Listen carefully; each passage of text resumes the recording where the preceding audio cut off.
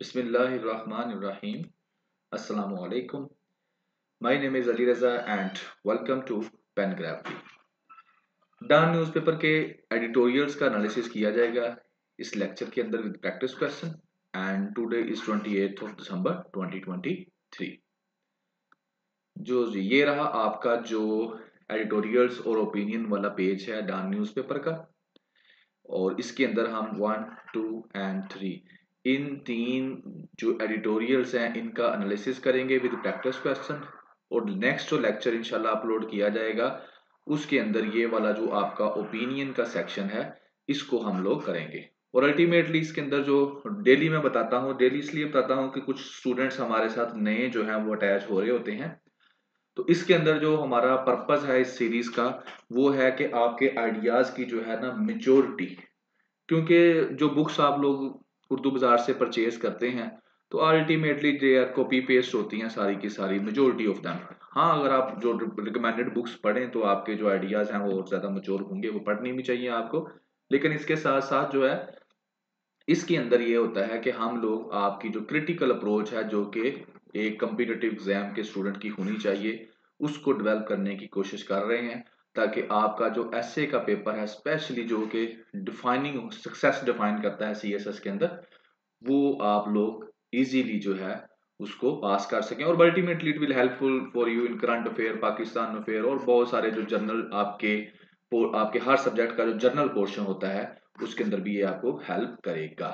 सो जी, क्या रहा जी, PDF link जो है न्यूज़पेपर का टुडे का, इस लेक्चर का और साथ साथ व्हाट्सएप चैनल का, ये आपको डिस्क्रिप्शन के अंदर मिलेगा। 3 चैप्टर इसके बना दिए जाएंगे इस लेक्चर के, 3 एडिटोरियल्स हैं and any question you can ask in comment section. ये है लिस्ट करंट ग्लोबल इश्यूज की, जो नए बच्चे हैं वो पढ़ लें, ये कंटिन्यू है, रनिंग में है, ठीक है, इनका आपको आइडिया होना चाहिए। इसी तरीके से ये वाले जो हैं ये हैं आपके करंट नेशनल इश्यूज, इनको लिस्ट है, ये भी आप पढ़ लें, ये भी सारे रनिंग में हैं, इनके बारे में आपको आइडिया होना चाहिए। अगर आपको नहीं है तो आप प्रीवियस लेक्चर सुन लें, इंशाल्लाह इन सब के बारे में आपकी जो है क्रिटिकल अप्रोच जो है वो डेवलप हो जाएगी। And being a part of our team, ये काम आप लोगों ने करना है एंड कमेंट्स के थ्रू आपने फीडबैक जरूर अपना देना है।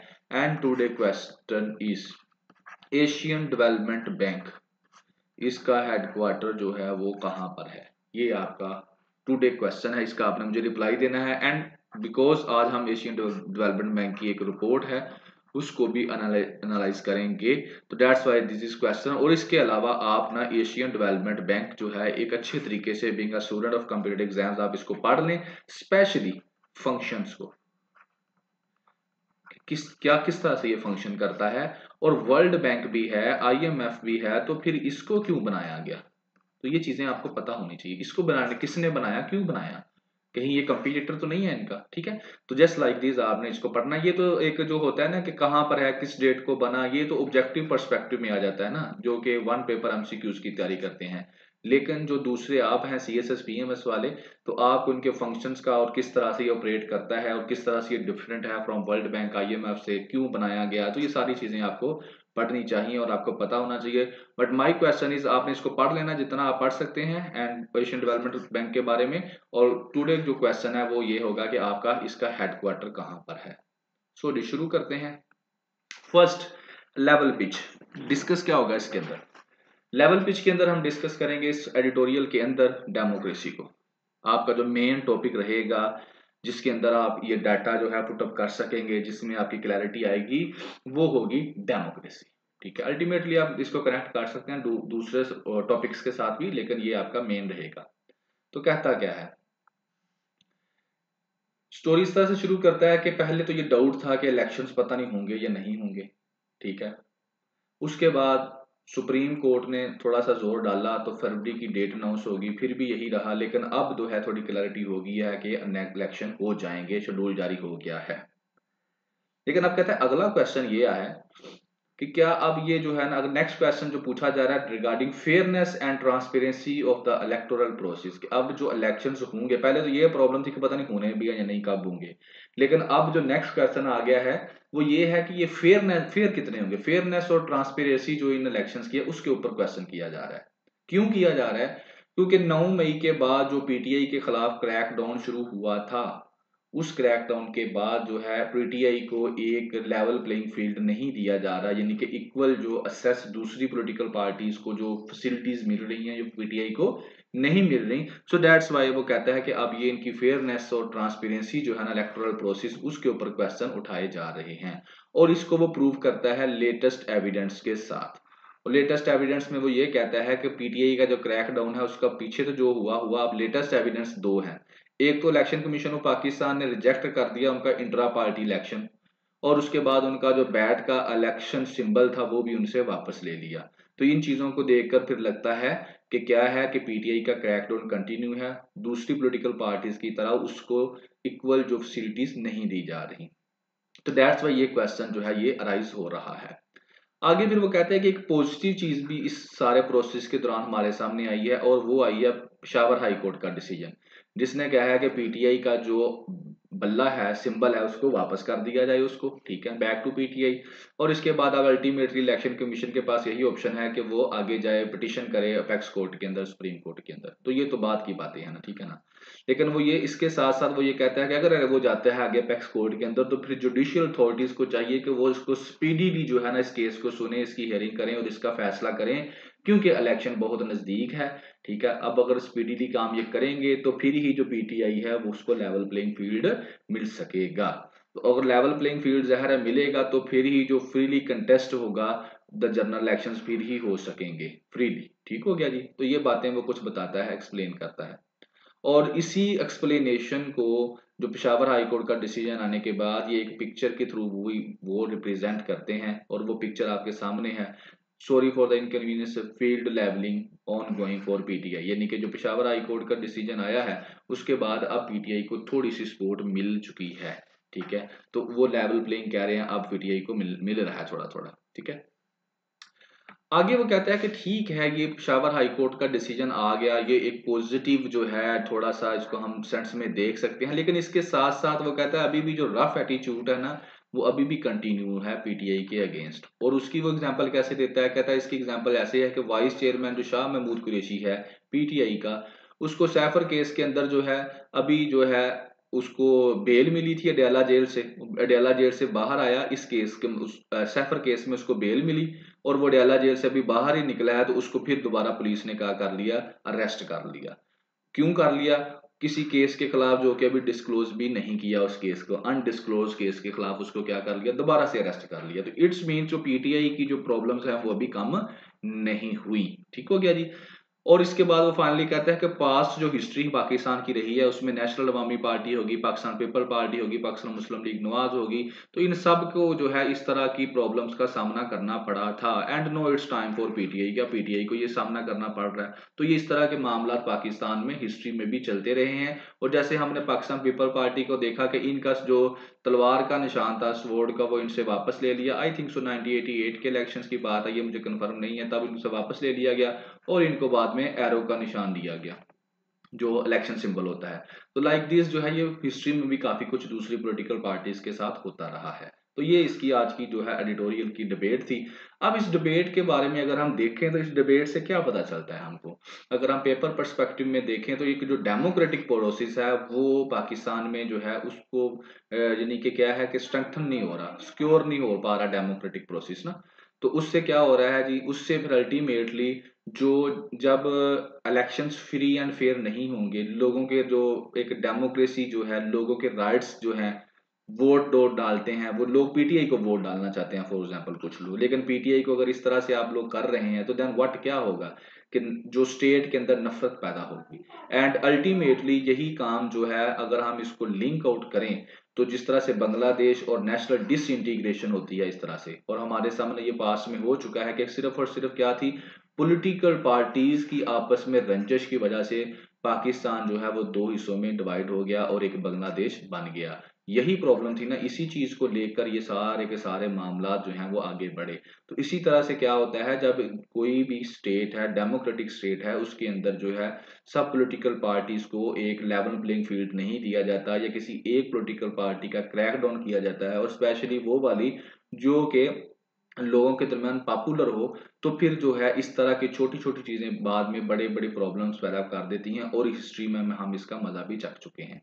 सो that is the whole discussion regarding today article. तो इस तरह से आप जो है इस डेमोक्रेटिक प्रोसेस को जो अनफेयर है उसको आप डेमोक्रेसी के अंदर पुट अप कर सकते हैं कि पाकिस्तान की डेमोक्रेसी में एक ये भी प्रॉब्लम है कि डेमोक्रेटिक प्रोसेस जो है वो अनफेयर है, और उसकी आप इस तरह से एग्जांपल दे सकते हैं। और इसके अंदर आप सिर्फ पीटीआई की एग्जांपल नहीं दे सकते कि पीटीआई के साथ ऐसे किया है, आप ये भी बता सकते हैं कि हिस्ट्री में दूसरी जो पॉलिटिकल पार्टीज है, जैसे पाकिस्तान पीपल पार्टी है, पाकिस्तान मुस्लिम लीग नवाज है, या कोई भी पॉलिटिकल पार्टी है, तो उसको इस तरह के क्रैक डाउन का सामना करना पड़ता है रहा है, जिसकी वजह से पाकिस्तान के अंदर डेमोक्रेसी प्रवेल नहीं कर पा रही, स्ट्रांग नहीं हो पा रही।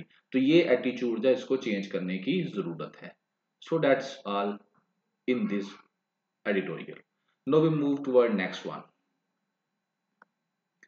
Silent pandemic. अब इसके अंदर क्या है जी, साइलेंट खामोश एंड पैंडेमिक आपको पता है, जिस तरह अगर इसको मैं मीनिंग कोविड के साथ लिंक करना चाहूँ, ठीक है, तो उस आपको इजीली समझ आ जाएगा।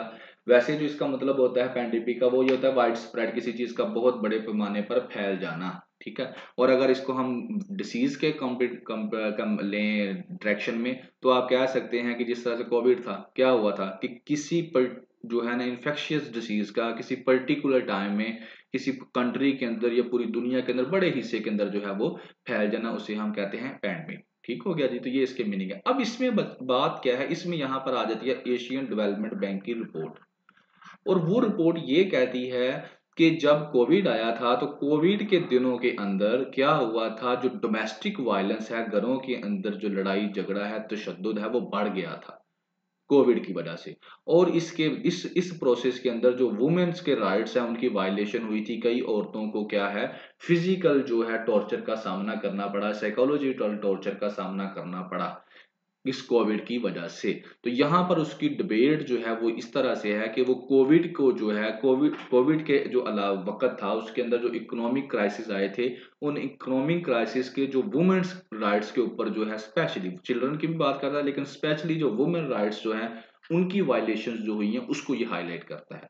और इंशाल्लाह इस एडिटोरियल के एंड में मैं वुमेन राइट्स को लिंक करूंगा विद डिफरेंट अदर थिंग्स, जैसे इसने कोविड के साथ किया है ना, तो I will link it with floods, I will link it with wars, कि किस तरह से ये मुख्तलिफ इंसिडेंट जब होते हैं तो बाकी के राइट्स की जो वायलेशन होती हैं, लेकिन वुमेन के राइट्स की ज्यादा वायलेशन होती हैं। तो ये आप इसको कह सकते हैं कि ये एडिटोरियल जो है एक पर्टिकुलर डिमेंशन जो है वुमेन राइट्स वायलेशन तो वही है जो है, लेकिन उसकी काज डिफरेंट है। यहाँ पर काज क्या है, कोविड है।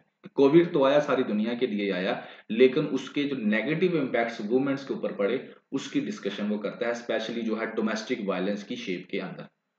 सो जी शुरू करते हैं। कहते हैं एशियन डेवलपमेंट बैंक की आ जाती है रिपोर्ट, और वो रिपोर्ट ये कहती है कि डोमेस्टिक वायलेंस सर्ज मतलब होता है इंक्रीज हुआ है, बढ़ा है, in the shadow of the कोविड-19, कि जब कोविड-19 आया था तो उसके शेडो के अंदर उसकी बैक साइड पे क्या है, डोमेस्टिक वायलेंस जो है वो काफी बड़ा था। और ये क्यों बढ़ा था, इसकी पहले वो काज बताता है। वो कहता है कि असल में हुआ ये कि जब कोविड आता है तो लोगों का रोजगार लाइवलीहुड जो है, लोगों के रोजगार नहीं लोगों के पास रहता। जब लोगों के पास रोजगार नहीं रहता तो लोगों की अल्टीमेटली घरों में इकोनॉमिक क्राइसिस शुरू हो जाते हैं, ठीक है। और जब इकोनॉमिक क्राइसिस लोगों के घरों में डेवलप होते हैं तो लोगों की जो स्ट्रेस लेवल है वो बढ़ जाता है, परेशान हो जाते हैं। और उस परेशानी के अंदर फिर क्या है, अल्टीमेटली जो आपके पार्टनर्स हैं वो आपस में लड़ते हैं एक दूसरे के साथ, और उस वजह से जो violence against women and children जो है वो बहुत ज्यादा बढ़ चुका था। यानी कि अब क्या है कि ज़ाहिर है यही दो वुमेन, और तीसरा बंदा कौन होता है, मैन। और पाकिस्तानी सोसाइटी के अंदर मेजोरिटी केसेस के अंदर आदमी जो है वो जाता है पैसे कमाने के लिए, फाइनेंशियल जो चीजें हैं उनको मैनेज करने के लिए। लेकिन जब उसकी ये फाइनेंशियल चीजें मैनेज नहीं होती तो फिर इनकी जरूरियात को वो पूरा नहीं कर पाता, तो फिर अल्टीमेटली फिर वो स्ट्रेस में आ जाता है।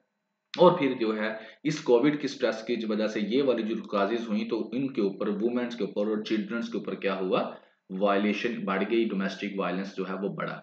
ये इस रिपोर्ट के अंदर वो डिस्कस करता है, और ये वो काज बता देता है। और क्या I think it's a valid cause. ये कोविड के अंदर तो ठीक है, ठीक है, आम दिनों के अंदर भी आप देख ले कि अगर जो है फाइनेंशियली क्राइसिस घरों में चल रहे हो तो लड़ाई झगड़ा हो जाता है।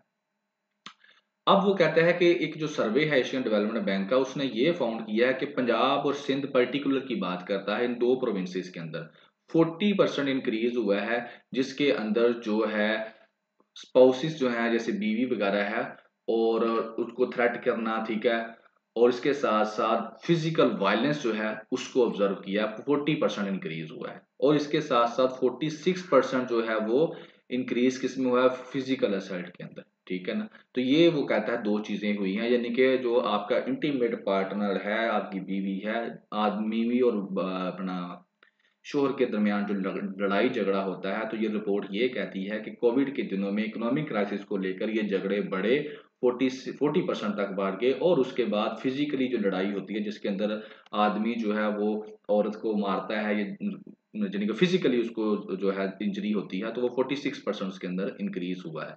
और यहाँ पर चिल्ड्रन की बात भी करता है कि चिल्ड्रन के बारे में भी अगर बात की जाए तो उन्हों को भी फिजिकली वायलेंस का सामना करना पड़ा है। और इसके अंदर वो बात बताता है कि तकरीबन 25% जो केसेस हैं जिनके अंदर कोई रिस्पोंडेंट ने बताया कि हाँ वाकई चिल्ड्रन को भी मारा गया था फिजिकली, ठीक है, उनको थप्पड़ वगैरह मारा गया या उनके ऊपर तशद्दुद किया गया था। तो ये इसकी रही डिबेट। आगे वो अब आता है, ये तो आपको उसने सारी अपनी रिपोर्ट बता दी ना, अब वो आगे इसके सॉल्यूशंस प्रॉब्लम्स के ऊपर आता है, सारा डिस्कस वो करता है। कहता है पाकिस्तान के अंदर जो है एक लीगल सिस्टम है, लीगल मेयर्स पहले से मौजूद हैं, जैसे प्रोविंशियल डोमेस्टिक वायलेंस लॉ मौजूद है, लेकिन उसकी इम्प्लीमेंटेशन नहीं है, ना उसकी इम्प्लीमेंटेशन है, ना ही नेशनल लॉ जो है वो भी एब्सेंट है। लेकिन लॉज तो हैं जो इस चीज को डील करते हैं कि औरतों के ऊपर अगर आप तशद्दुद करते हैं, उसका लाज तो प्रॉपर है पाकिस्तान में बने हुए, but there is no implementation नहीं, ठीक है, ये बात करता है यहाँ पर। नेक्स्ट वो चलता है कि अब क्या किया जाए कि जिससे इस वुमेन को ये जो प्रॉब्लम है, अब कोविड आया है, सबके लिए आया है, लेकिन उसका एक एक एक एक प्लस जो है ना, एक और नेगेटिव इम्पैक्ट औरत के ऊपर पड़ गया है। तो कैसे काम क्या किया जाए कि नेक्स्ट टाइम अगर ऐसा कोई काम हो तो इसकी जो है वुमेन राइट्स की वायलेशन ना हो। तो उसके लिए फिर वो कुछ ये सजेशन देता है, ये आम दिनों के लिए भी काबिले आप इसको यूज कर सकते हैं, ठीक है। तो पहले कहता है स्ट्रेंथनिंग सोशल प्रोटेक्शन प्रोग्राम, जो सोशल प्रोटेक्शन प्रोग्राम है उनको आप स्ट्रॉन्ग करें। और उसके अंदर वो बिस्क भी बात कर, बेनजीर सपोर्ट की बात करता है कि ये बड़ा अहम प्रोग्राम है, इसको सिर्फ आप फाइनेंशियली हेल्प के लिए इस्तेमाल ना करें बल्कि इसको औरत को एम्पावर करने के लिए इस्तेमाल करें, ठीक है ना। यानी कि औरत जो अनपेड फीमेल्स हैं या केयर गिवर हैं उनको तो आप सपोर्ट उनको भी सपोर्ट प्रोवाइड की जाए, और साथ यानी कि सिर्फ फाइनेंशियली गया पैसे देने से तक ना महदूद रखा जाए, और भी काम जो है किए जाए इसके अंदर जिससे औरत जो है वो एम्पावर हो। वो कई काम हो सकते हैं, जैसे आप उनको वोकेशनल ट्रेनिंग इंस्टीट्यूट्स हैं वो आप सिखा सकते हैं, कई स्किल्स सिखा सकते हैं, तो कई काम ऐसे भी हो सकते हैं, ठीक है। आगे वो कहता है कि एक और चेंजिंग द सोसाइटल नैरेटिव, जो सोसाइटी का नैरेटिव है ना, नैरेटिव बेसिकली वर्ड जो होता है वो अगर आप कह लें कि अगर मैं हूं या आप हैं, तो आप सोसाइटी को लेकर आपके दरमियान ख्याल जहन में कुछ आता है, एक स्टोरी आती है। नैरेटिव बेसिकली स्टोरी को कहते हैं या टेल को कहते हैं, यानी कि कोई, लेकिन आपके जहन में एक चीज आती है सोसाइटी को लेकर कि किस तरह से सोसाइटी चल रही है, औरतों के साथ कैसा सलूक किया जाता है, क्या है यानी कि ये पूरी की पूरी नैरेटिव इसको बोला जाता है। तो ये जो सोसाइटियल नैरेटिव है ना, इसको चेंज करने की जरूरत है। और उसके लिए क्या चाहिए हमको, उसके लिए हमको चाहिए पब्लिक अवेयरनेस कंपेन्स। हम पब्लिक अवेयरनेस जो है कंपेन्स करें जो है, ठीक है ना। और उन कंपेन से क्या होगा कि ये जो वायलेंस को नॉर्मलाइज समझा जाता है ना, कि कोई बात नहीं तुम्हारी बीवी है, उसने मार भी लिया तो क्या हुआ, उसकी बीवी है। तो ये चीज जो है इसको चैलेंज कर सकेंगे हम लोग, वरना हमारी सोसाइटी में तो यही समझा जाता है ना, ये उसकी बीवी है, कोई बात नहीं, उसने मार भी लिया तो क्या है, इसमें कोई गलत हो गया, खैर उनका घर का मामला है। तो इस तरह की जो चीज है इसको हम फिर डिस्करेज कर सकेंगे।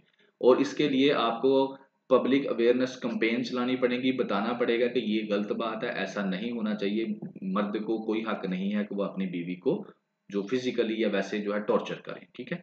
और इसके लिए जो है आपको जो कम्युनिटी की सपोर्ट है उसको भी क्या करना पड़ेगा, इनकरेज करना पड़ेगा साथ साथ। तो ये कुछ स्टेप्स बता रहा है। एजुकेशन आपको देनी पड़ेगी, और साथ साथ जो है सेंसिटाइजेशन जो प्रोग्राम है उनको आप लोगों को जो है हाईलाइट करना पड़ेगा, वो एक अहम किरदार अदा कर सकते हैं। ज़ाहिर है आप जब औरत को इल्म देंगे, एजुकेशन देंगे, वो अपने राइट्स को जानेगी। इसके साथ साथ जब आप एक अच्छी नस्ल, बेशक मेल भी है वो भी एजुकेटेड होगा, तो वो कभी भी अपनी वाइफ के ऊपर या औरतों के ऊपर जो है वो क्या उनके राइट्स की वायलेशन नहीं करेगा। तो मेजोरिटी ऑफ द केसेस में जो अनएजुकेटेड लोग होते हैं या जिनकी तरबियत खास तौर पर नहीं हुई होती, वो वुमेन के राइट्स की वायलेशन करते हैं।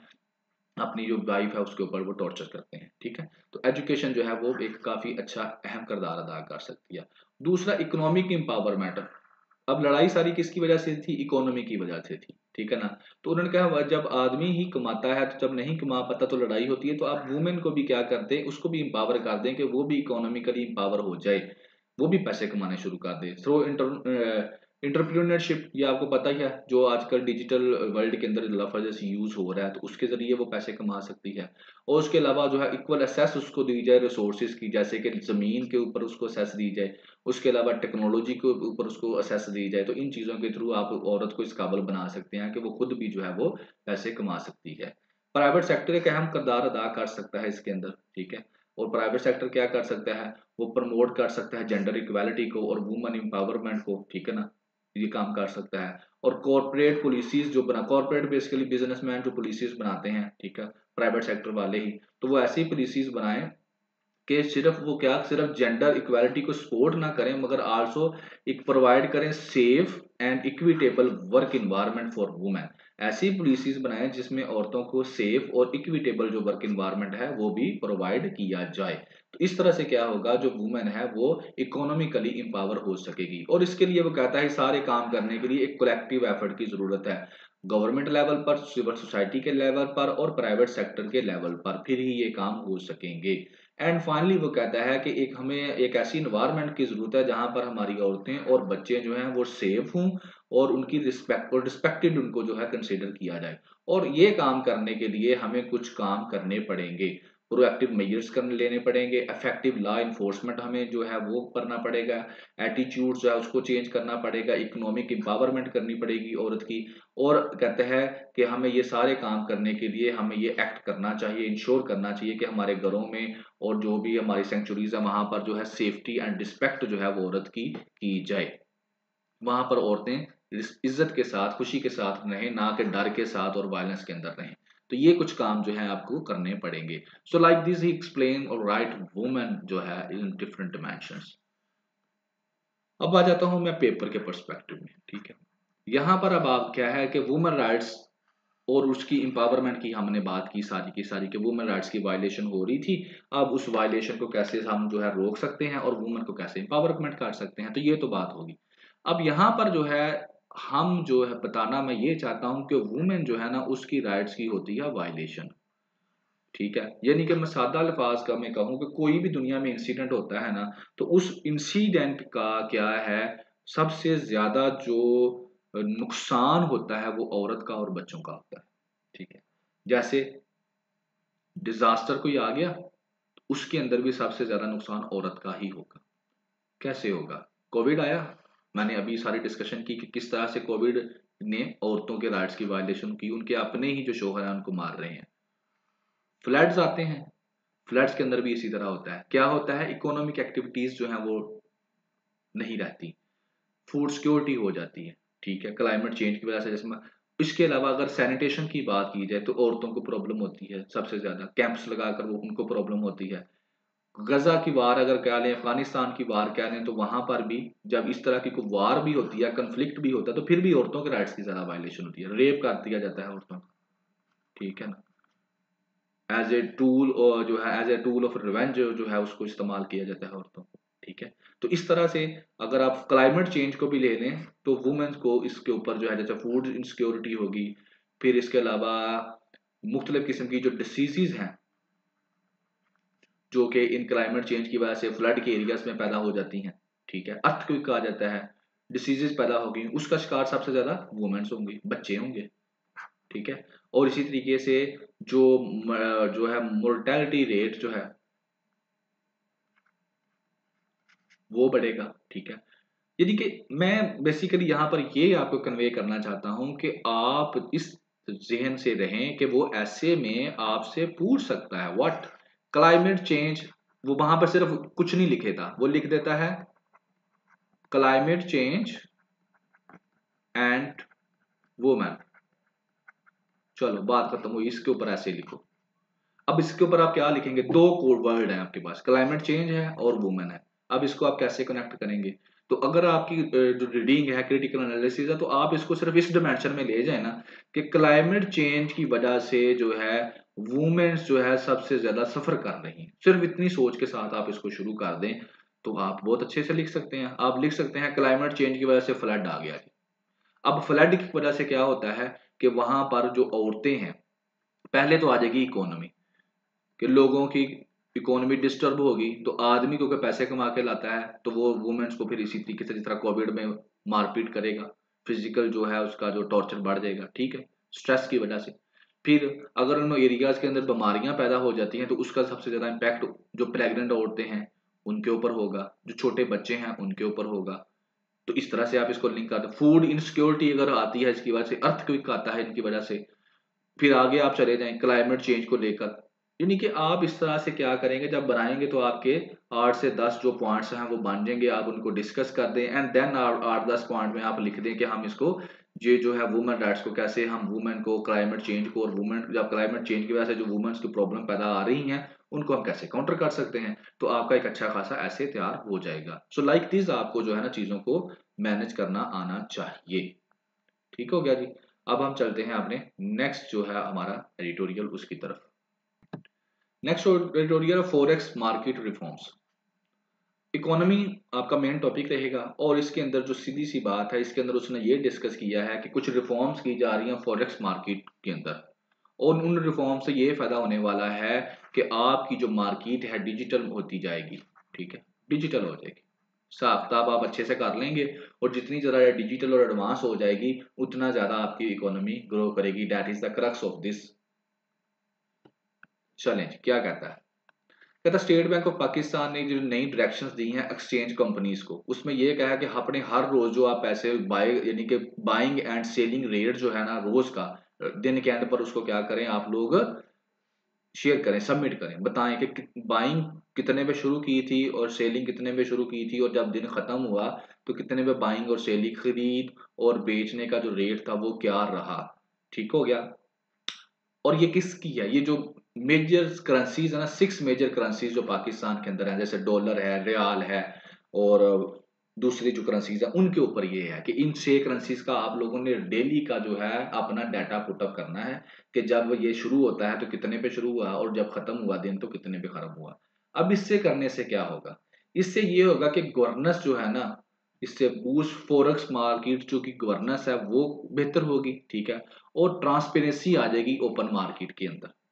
ठीक होगा, ये काम होंगे। और इसके साथ साथ वो आगे कहता है कि जो टॉप एक्सचेंज फर्म्स है ना, उनके पास जो तकरीबन 75% जो है मार्केट शेयर है, तो उससे क्या होगा, इंफॉर्मेशन हमको जो है मिलती रहेगी इससे, कि किस क्लोज ऑफ ईच डे, जब भी दिन खत्म होगा तो हमें अच्छी खासी इंफॉर्मेशन आ जाएगी हमारे पास कि कितने पे करेंसीज जो है वो क्लोज डाउन होती हैं। तो ये स्टेट बैंक की जो है उसने डायरेक्शंस दी हैं इनको।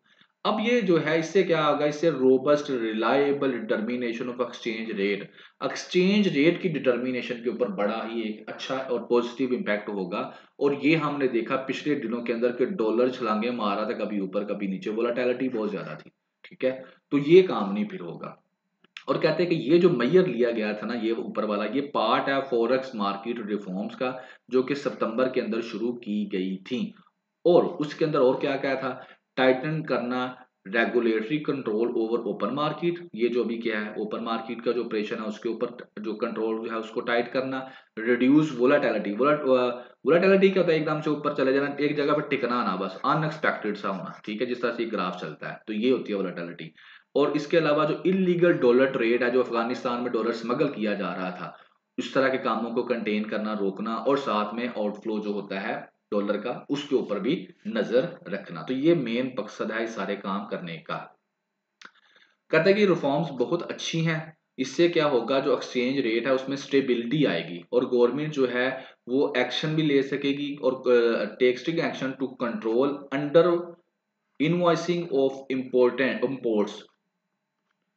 यानी कि ऊपर वाला काम करने से तो बड़ा अच्छा काम होगा कि एक्सचेंज रेट जो है उसमें स्टेबिलिटी आएगी, लेकिन इसके साथ साथ वो कहता है कि गवर्नमेंट को क्या करना चाहिए, और भी एक्शंस लेने चाहिए इस चीज के ऊपर, कि जो इनवॉइसिंग होती है इंपोर्ट्स की, to improve dollar inflow through remittance, remittance के थ्रू जो डॉलर आता है उसकी जो इनवॉइसिंग होती है, और साथ साथ जो इन अंडर इनवॉइसिंग यहाँ पर वर्ड यूज किया जाए, इनवॉइस होता है रसीद, अंडर इनवॉइस क्या होता है कि 100 रुपए की चीज परचेज करके तो आप लोग 50 रुपए की रसीद बनवा लेते हैं और उससे के ऊपर फिर टैक्स थोड़ा कम लगता है। तो इस तरह के जो काम होते हैं उससे अल्टीमेटली जो पाकिस्तान की इकोनॉमी है उसको उसके ऊपर नेगेटिव इम्पैक्ट रहता है। तो कहता है इससे क्या होगा, ये सारी चीजें जो है इसके ऊपर भी फोकस करने की जरूरत है और बाकी जो ऊपर वाला काम किया गया है उससे जो एक्सचेंज रेट है ना वो आपका स्टेबल रहेगा उससे काफी हद तक। ठीक है, ऐसे तो आपके कंट्रोल में नहीं ना होता, वो कभी ऊपर कभी नीचे चला जाता है।